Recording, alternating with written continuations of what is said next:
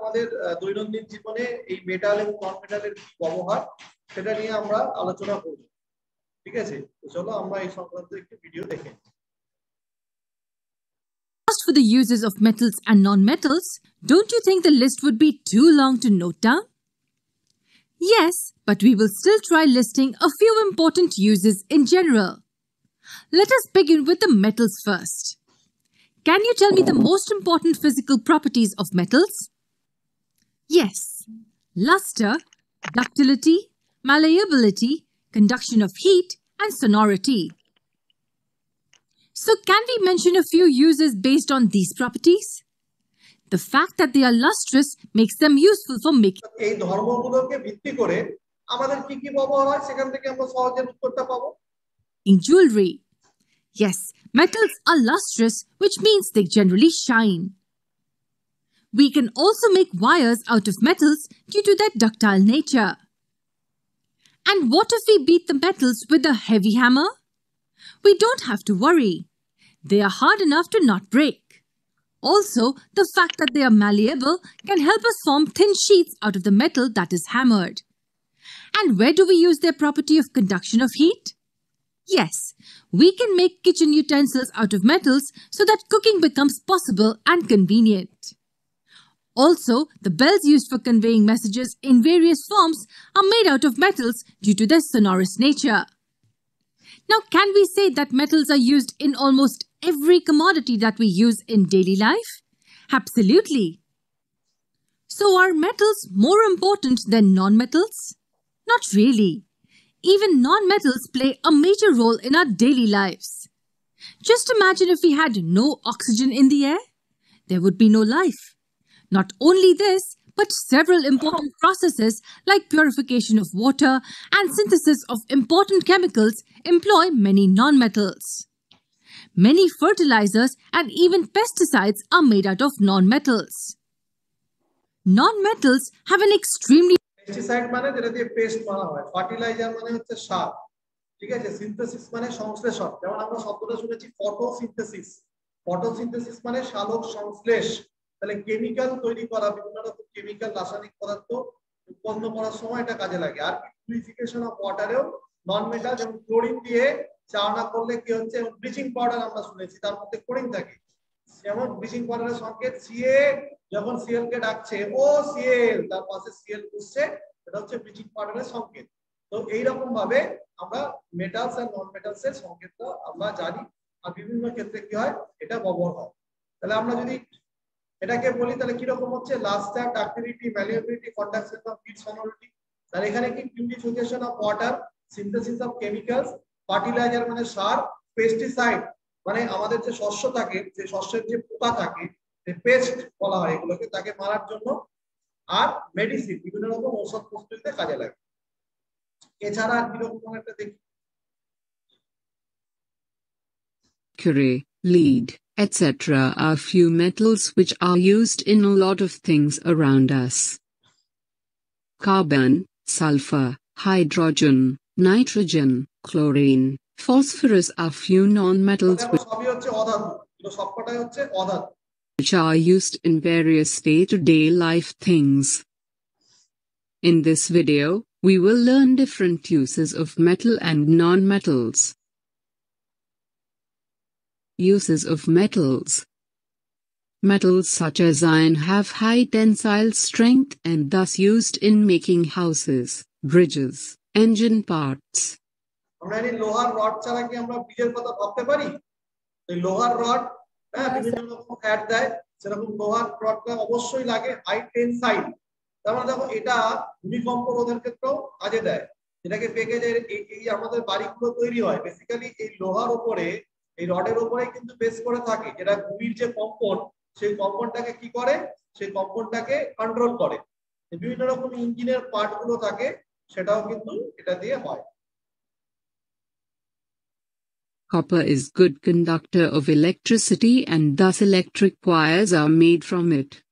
সবাই বুঝতে পারছো, good conductor of electricity and heat. তাহলে আমাদের এই যে বাড়িতে তার আমরা ব্যবহার করি, তার মধ্যে সবটার মধ্যে কিন্তু কপার থাকে বা তামা থাকে। Copper is good conductor of heat and various utensils are made from it. because of its durability and malleability. It is used in making coins and statues. আগেকার যুগে এগুলো তামার মুদ্রা পাওয়া যেত, স্ট্যাচু তৈরি। Silver and gold are lustrous metal and thus used in making jewelry, in decorative items, and photography. Mercury is liquid at room temperature and changes uniformly with the rise in temperature. This property make it useful in thermometer and barometer. Thermometer is used in measuring temperature, whereas barometer is used in measuring. সবাই জানি যে thermometer এবং ব্যারোমিটারের যে ব্যবহার অত্যন্ত গুরুত্বপূর্ণ। তরল ধাতু হলেও আল্লাহ এরকম ভাবে বানিয়েছেন, দেখো এই তরল ধাতু না হলে আমাদের টেম্পারেচার মাপা অসুবিধা হতো, বায়ুর চাপ আমরা মাপতে পারতাম না, ব্যারোমিটার যন্ত্র কিন্তু পারদ ব্যবহৃত হয়। Atmospheric pressure. When temperature এটা খুব গুরুত্বপূর্ণ হচ্ছে এক্সপ্যান্ড ইউনিফর্মলি, অর্থাৎ একই রকম ভাবে এক্সপ্যান্ড করে। ঠিক আছে, এটা অত্যন্ত গুরুত্বপূর্ণ, যেটা আমাদের এই বায়ুর চাপ মাপার ক্ষেত্রে এবং আমার দেহের উষ্ণতা মাপার ক্ষেত্রে এটা খুব একটা গুরুত্বপূর্ণ বিষয়। or pressure rises, mercury expands and rise in the thermometer or barometer. Aluminum is lightweight and used in aerospace industries. In planes, aluminum is used in the form of alloy of magnesium. এবারে duralumin খুব গুরুত্বপূর্ণ। অ্যালুমিনিয়ামের যে alloy, ঠিক আছে, সংকর ধাতু বলা হয়। এই সংকর ধাতু ডুরালুমিন বিমানের কাঠামো করতে ব্যবহার করা হয়, অত্যন্ত গুরুত্বপূর্ণ এটা। Aluminum is also good conductor of electricity and it is ductile too. Thus it is used in making cables and wires. Lead is used in automobile batteries, X-ray machines. Now let us discuss uses of few non-metals. Carbon is a non-metal.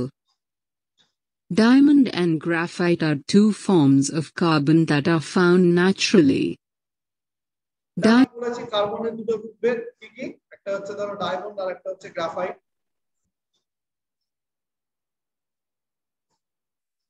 Diamond is a well-known jewelry material. It is also the hardest naturally matter and is used in cutting glass and in grinders. Pencil leads are made from graphite. Sulfur is used in the manufacturing of gunpowder and vulcanization of rubber. In vulcanization, rubber is heated with sulfur and other materials. After this process, elasticity, resilience, tensile strength, viscosity, hardness and weather resistance of rubber increases. Viscosity মানে সান্দ্রতা, hardness মানে কাঠিন্য, weather resistance মানে আবহাওয়া প্রতিরোধকারী ক্ষমতা, elasticity মানে স্থিতিস্থাপকতা। স্থিতিস্থাপকতা কি, কোনো বস্তুকে যখন আমরা সংকুচিত করতে চাই বা কোনো বস্তুকে যখন আমরা বাড়াতে চাই, ঠিক আছে, তখন এই বস্তুটা নিচে থেকে এটাকে পূর্বের অবস্থা ফেরত আসার যে ক্ষমতা, সেটাকে বলা হয় স্থিতিস্থাপকতা বা elasticity. Phosphorus is used in matches, rat poison, etc. Matchsticks contain phosphorus and chlorate which, on friction, acts like a explosive and help wooden stick to burn. Nitrogen is base material of proteins which are used by living beings for growth. In plants, ammonia is good source of nitrogen. Ammonia is made from nitrogen nonmetal. Chlorine is helpful in killing dangerous microbes and thus it is used as a bleaching agent and in sterilizing water. Sterilizing is the process in which harmful কাজে লাগে, জামা কাপড় যখন নোংরা হয় তখন এতে bleach করার কাজে লাগে, জীবাণুরোধী একটা ক্ষমতা আছে। ঠিক আছে, আবার ছোট ছোট মাইক্রোব মানে জীবাণুকে মেরে দেয়, আবার এটাকে ব্লিচও করে দিতে পারে। কোনো কিছু দাগ লাগলে সেটাকে উঠিয়ে পরিষ্কার করে দেবে, সেই জায়গাটা রংটা উঠিয়ে দিতে পারে। microbes are removed from something. Hydrogen is used as a rocket fuel and hydrogen flame is used for cutting and welding purposes, as well as a reducing agent. Reduction is the process by which pure metals are obtained in a chemical reaction. ঠিক আছে, তো এরকম ভাবে আমরা বুঝলাম যে এতগুলো জিনিসকে কিন্তু আমরা বুঝতে পারলাম যে এরকম ভাবে হয়। ঠিক আছে, আচ্ছা চলো এবার আমরা তার আগে আমি একটা জিনিস তোমাদের বলে দিই, সেটা হচ্ছে যে ধরো একটু আগে যে আমি বললাম একটা কম্পাউন্ডের নাম বললাম, তার কম্পাউন্ডের নাম হচ্ছে ব্লিচিং পাউডার।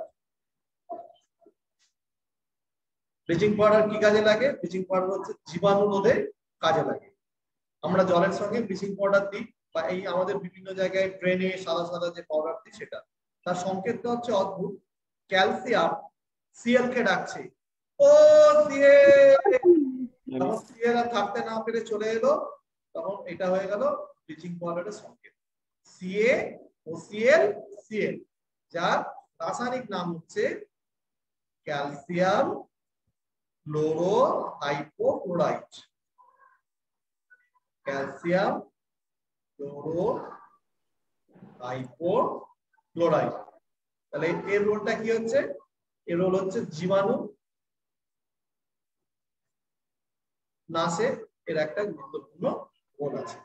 জলে আমরা সাধারণত এটা ব্যবহার করি, এটা আমাদের খুব গুরুত্বপূর্ণ একটা বিষয়।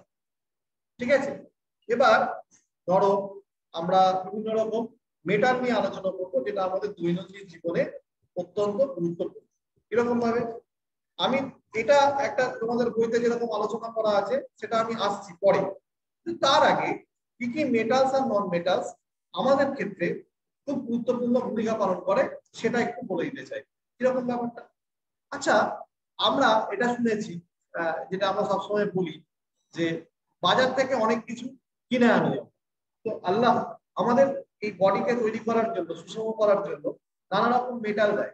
যেমন ছোটবেলা থেকে আমরা পড়ে আছি, ছোটবেলা থেকে বাচ্চাদের ক্ষেত্রে এটা আমরা বেশি দেখে থাকি, তাদেরকে দুধ খেতে বেশি করে বলা হয়, বয়স্ক মানুষদের দুধ খেতে বেশি করে বলা হয়, ক্যালসিয়াম থাকে দুধের মধ্যে, হাড় তৈরি করতে কাজে লাগে।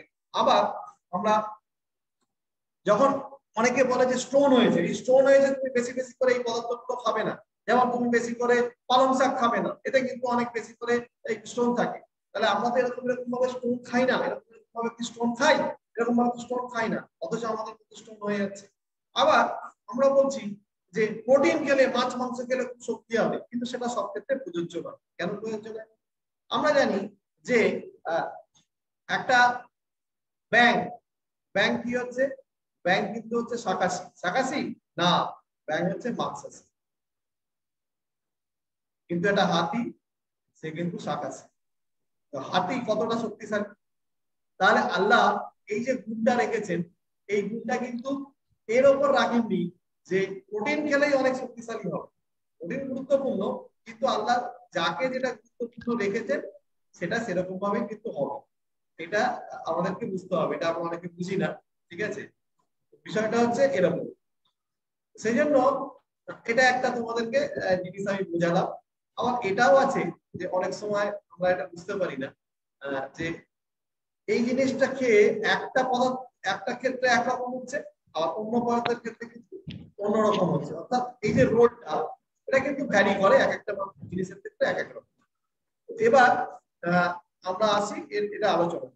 আমাদের গাছের ক্ষেত্রে কিরকম হচ্ছে যে এই যে মাটি, এই মেটাল গুলো উদ্ভিদ সালোক সংশ্লেষ প্রক্রিয়াতে মাটিতে উপরে টেনে নিচ্ছে, যে টেনে নিচ্ছে তখন কিন্তু আমরা এটাকে কি করছি? টেনে নেওয়ার ফলে এটাকে আমরা সেইগুলোই পাচ্ছি যখন আমরা এটাকে বক্ষণ করছি, সেই ফলটাকে বক্ষণ করছি বা সেই শাকসবজিটাকে। এবার আমরা আলোচনা করি যে আমাদের ইম্পর্টেন্ট রোলস বায়োলজিক্যাল সিস্টেম। ঠিক আছে, তাহলে role of metals in our biological system. তাহলে প্রথমে আমরা আলোচনা করছি ক্যালসিয়াম। ক্যালসিয়াম আমরা জানি ক্যালসিয়ামের রোল কতটা গুরুত্বপূর্ণ। তাহলে ক্যালসিয়াম হচ্ছে আমাদের হাড়ের ক্ষেত্রে এবং দাঁতের ক্ষেত্রে সবথেকে গুরুত্বপূর্ণ উপাদান। হাড় এবং দাঁতের গঠনের জন্য হাড় ও দাঁতের গঠনের জন্য সবথেকে গুরুত্বপূর্ণ উপাদান।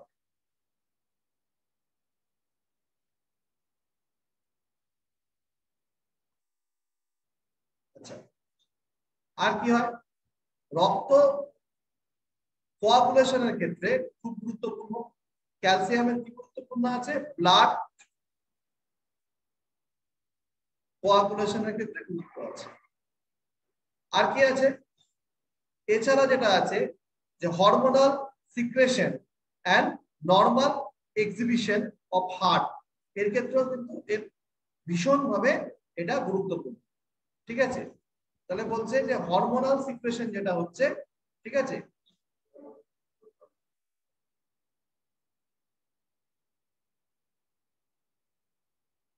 হরমোনের নিঃসরণের জন্য, নিঃসৃত যদি নিঃসরণ হয় সিক্রেশন তাকে বলা হয় ACCRETION, এর ক্ষেত্রে গুরুত্বপূর্ণ। আর ক্যালসিয়ামের অভাবে কি কি রোগ হয়? ক্যালসিয়ামের অভাবে কি কি রোগ হয়? অভাবের রোগ হয় একটা হচ্ছে বোন ফ্র্যাকচার, ডেফিসিয়েন্সি অভাবজনিত রোগ। আর কি হচ্ছে? নখটা শুকিয়ে যায়, নখটা শুকিয়ে যায়, এই রোগটার নাম হচ্ছে ড্রাই ব্রিটল নেল। প্রত্যেকে লিখে নেবে আমার সাথে সাথে। আর কি হচ্ছে? হাড় উইকনেস অফ বোন, রিকেট রোগ। রিকেট রোগ হয়, রিকেট। রিকেট, রিকেট রোগটা কি? রিকেট হচ্ছে যে হাড়টা, হ্যাঁ হাড়টা দেখে যায়, সরু হয়ে যায়, এটাকে বলা হচ্ছে রিকেট। তার মানে weakness of bones in children বা ইন চাইল্ড। ঠিক আছে, বুঝতে পেরেছি?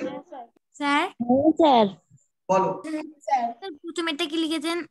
ক্যালসিয়ামের অভাবে রোগ হয়, 1 নম্বরেরটা কি লিখেছেন? হাড় ও দাঁতের গঠনের জন্য গুরুত্বপূর্ণ উপাদান। লিখেছেন যে স্যার বোন দাঁতের গঠনের জন্য সবথেকে গুরুত্বপূর্ণ উপাদান। তারপর একটা ব্লাড কোয়াগুলেশন, ব্লাড কোয়াগুলেশন। তারপর একটা হরমোনের নিঃসরণের জন্য, হরমোন সিক্রেশন। আর এটা কি বলছি? এটা বলছি অভাবে কি রোগ হয়? অভাবজনিত রোগ, এটাকে আমরা বলছি অভাবজনিত রোগ। হয়ে গেল? পরের পাতাতে যাচ্ছি। হয়ে গেছে সবার? একটুখানি দাঁড়ান, লাস্টে হ্যাঁ একটু স্যার। লিখছি। হ্যাঁ স্যার। স্যার ওই 3-এর দাগেরটা কি লিখেছেন হরমোনের পাশে? এবার আমরা পরবর্তীটাতে চলে যাচ্ছি। পরবর্তীটাতে দেখি চলে যাই। হ্যাঁ, এরপরে আমরা কি নিয়ে আলোচনা করব? ক্যালসিয়াম আমাদের হয়ে গেল। এবার আরেকটা জিনিস নিয়ে আমরা আলোচনা করব। হ্যাঁ, ক্যালসিয়াম এখনো হয়নি, ওই পাতাতে লিখলেই ভালো হতো। সোর্সেস অফ ক্যালসিয়াম, অর্থাৎ ক্যালসিয়ামের উৎস। তাহলে ক্যালসিয়ামের উৎস হচ্ছে কিসের মধ্যে? মিল্ক, এগ আর সবুজ পাতাযুক্ত শাকসবজি। পাতাযুক্ত শাকসবজি, স্যার যেমন শাক, শাকসবজি, হ্যাঁ, এটাকে বলা হচ্ছে লিফি ভেজিটেবলস। লিফি ভেজিটেবলস এরকম কি কি আছে? ফর এক্সাম্পল ক্যাবেজ, বাঁধাকপি, কলিফ্লাওয়ার, ক্যারট আছে। এছাড়া যাদের মধ্যে ক্যালসিয়াম আছে, অরেঞ্জের মধ্যে, কমলা লেবুর মধ্যে আছে, আর আলমন্ড।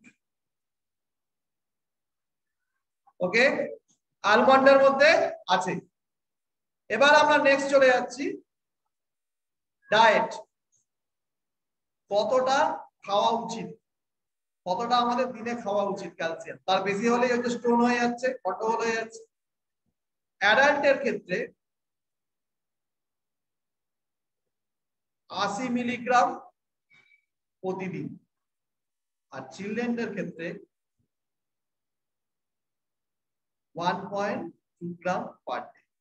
এটা সবকিছু সুষমভাবে খেতে হয়, কোনোটাই খুব বেশি কোনোটাই খুব কম, এরকম ভাবে খাওয়াটা কিন্তু উচিত নয়, সেটা আমাদের শরীরের পক্ষে কি করে, ক্ষতি করে।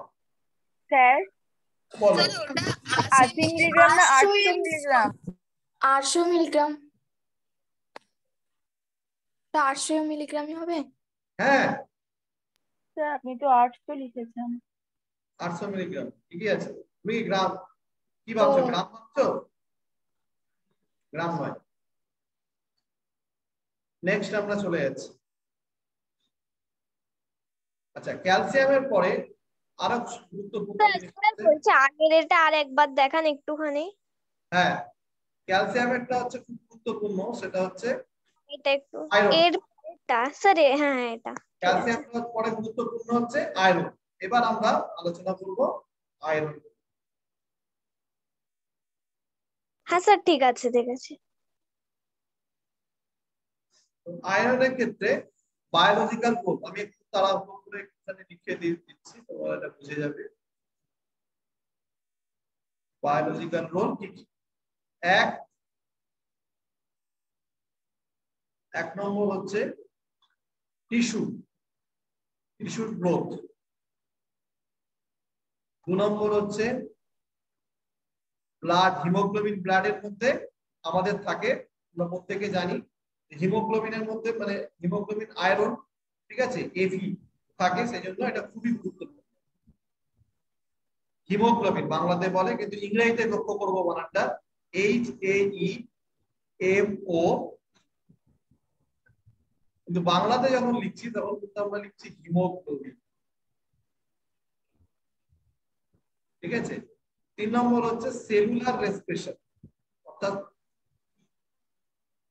কোষের শ্বসনের জন্য কাজে লাগে, কোষের শ্বসনের জন্য কাজে লাগে।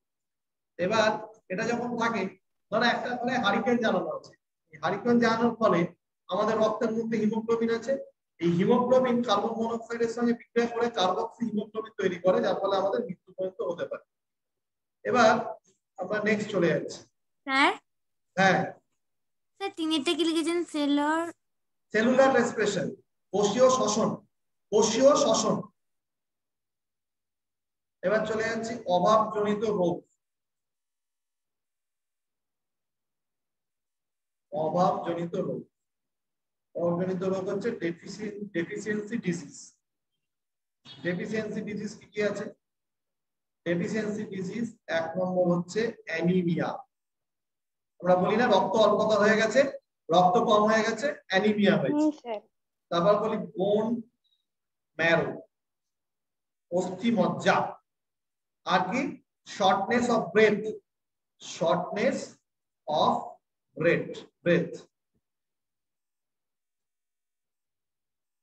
শ্বাসকষ্ট, ছোট ছোট শ্বাস নিচ্ছে, এটা হচ্ছে এরকম ভাবে হয়। এবার আমরা চলে যাব সোর্সেস, মানে উৎস। সোর্সেস মানে হচ্ছে উৎস। তাহলে সোর্সেস এর মধ্যে আমরা কি কি দেখি? সোর্সেস এর মধ্যে হচ্ছে ওই যে সবুজ পাতাযুক্ত শাকসবজি, লিফি ভেজিটেবলস, এছাড়া হচ্ছে মিট, মাংস, এছাড়া হচ্ছে লিভার, ঠিক আছে, লিভার। এবার হচ্ছে এগ ইয়ক, ডিমের কুসুম, এছাড়া কি আছে? অ্যাপেল, কলা, বানানা, এটসেট্রা, ঠিক আছে। এছাড়া দেখবে আমাদের দাঁতটা কি হয়ে যায়, দাঁতে অনেক সময় বাদামি কালার হয়ে যায়। আয়রন অনেক সময় বেশি থাকার জন্য কিন্তু এরকম হয়, আয়রন যখন খুব বেশি থাকে তখন আমাদের এই সমস্যাটা হয়। আর জল যেগুলো আমরা উত্তোলন করি মাটি থেকে, তার মধ্যে আয়রন থাকাতে এটা হয়। মিশনের বিভিন্ন ক্যাম্পাসে আগে ধুলিয়ানেতে খুব সমস্যা ছিল, মাদকচক্রেতেও একটা সময় সমস্যা ছিল। এখন তো সমস্ত জায়গাতে ওয়াটার পিউরিফায়ার, ওয়াটার ফিল্টার বসানো হয়েছে। তবে যারা কলকাতার ফ্ল্যাটে থাকে, সমুদ্রের ফ্ল্যাটে থাকে, এখনো যে জলটা উত্তোলন করা হয় মাটির নিচ থেকে, তাতে কিন্তু প্রচুর পরিমাণে আয়রন থাকে। সেটা খাওয়ার সময় ওই জলটাকে ব্যবহার করে না, অন্য জল ব্যবহার করে, পান করার সময়, ঠিক আছে?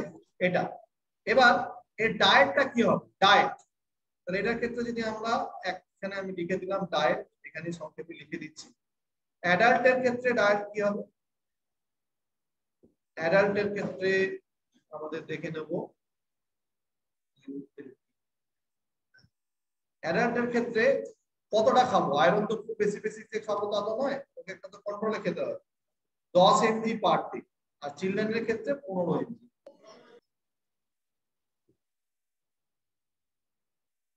10 mg পার ডে। আর চাইল্ডের ক্ষেত্রে হচ্ছে 15 মিলিগ্রাম। হয়ে গেছে? ওকে, এবার আমরা পরেরটাতে চলে যাচ্ছি। লেখা হয়ে গেছে সবার, আশা করছি। পরেরটাতে আমি চলে গেলাম। এরপরে সেটা খুব গুরুত্বপূর্ণ আমাদের শরীরের জন্য, সেটা হচ্ছে কপার। কপারটা কিরকম ভাবে গুরুত্বপূর্ণ চলো আমরা দেখে। কপারের বানান হচ্ছে COPPER, সংকেত হচ্ছে কপার। এর বায়োলজিক্যাল রোল কি আমরা দেখে। কপারের ক্ষেত্রে আমরা প্রথমে দেখছি reproductive growth.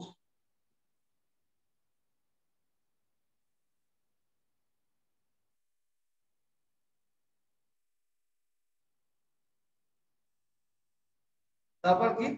Regulates of iron transport from the intestine.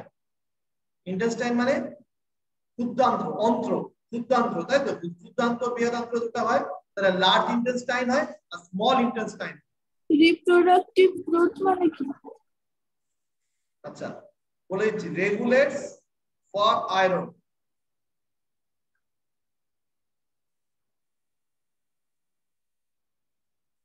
Transport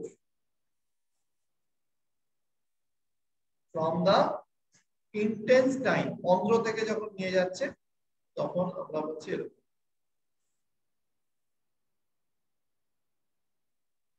তারপরে কি হচ্ছে? Plant growth and development.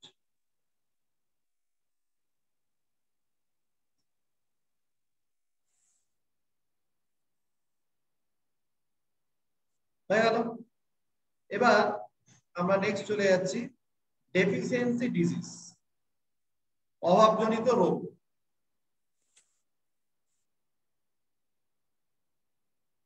Deficiency disease, তাহলে 1 নম্বর অভাবজনিত রোগ কি আছে? 1 নম্বর অভাবজনিত রোগ হচ্ছে ডিমিনারাইজেশন অফ বোনস, অর্থাৎ হাড় থেকে যে মিনারেল গুলো, খনিজ পদার্থগুলো সরে যাওয়া।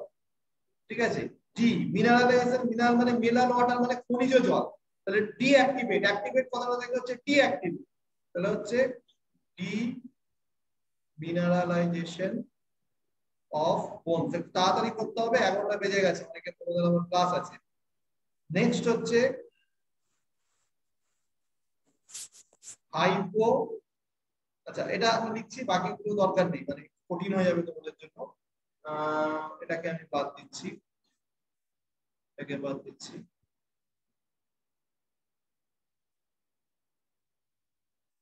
আচ্ছা, যেটা তোমাদের বুঝতে পারবে সেগুলোকে লেখার চেষ্টা করছি। এবার আমরা সোর্সেসে চলে যাচ্ছি। সোর্সেস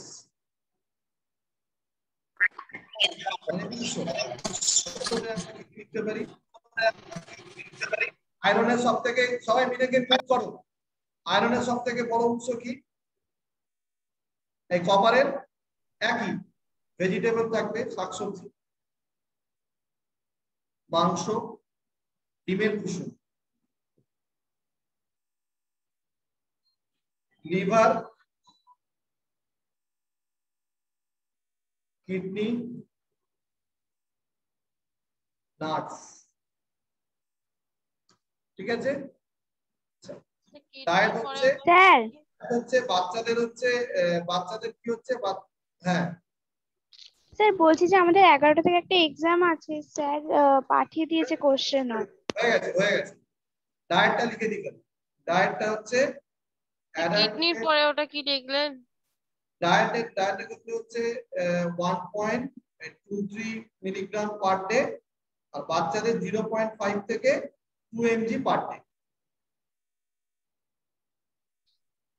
স্যার 0.5 থেকে 2 mg পার ডে।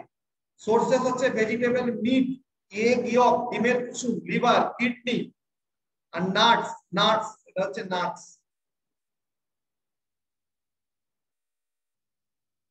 স্যার বলছি এই পেজটার আগের পেজটা একবার দেখাবেন, ওটা স্ক্রিনশট নেওয়া। আশা করছি এটা আমরা সবাই বুঝতে পারলাম।